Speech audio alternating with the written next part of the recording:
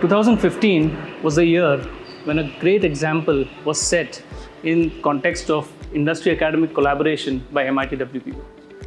Aker Solutions, a big company out of Norway, actually wanted to help an educational institute by giving CSR funds to set up a world-class facility to train students and promote interdisciplinary research amongst various faculty members.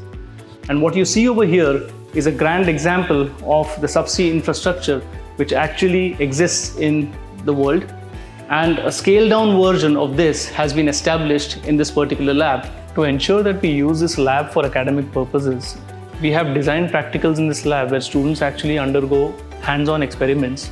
Fluid mechanics as a subject is an integral part of engineering discipline like petroleum, mechanical, civil, and robotics and automation engineering.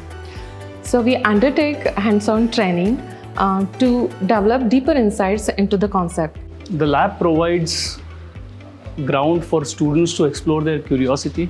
As you can see, the students are working on scaled-down real-life models of various petroleum systems. Similarly, we have student teams who are working on actual ROV, which is being built over here, which can be tested in the subsea tank.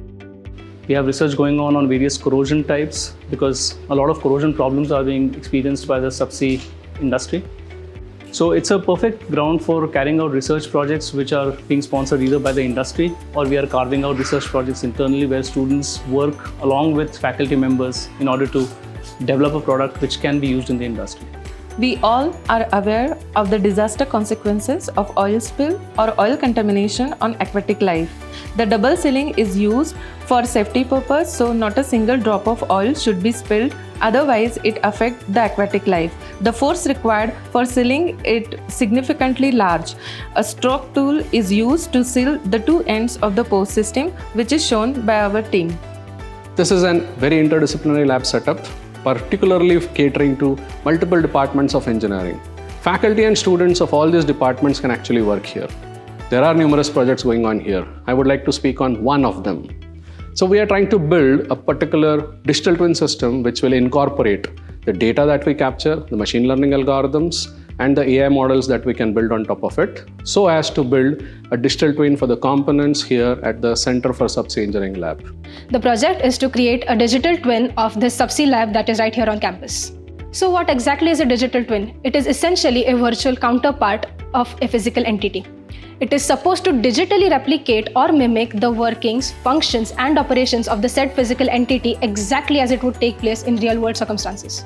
So going forward, I think this is a lab which is one of its kind in the entire Eastern Hemisphere, and I encourage and I welcome all of you to please come and pay a visit to our lab and see what ways in which you can be challenged and explore the future of energy.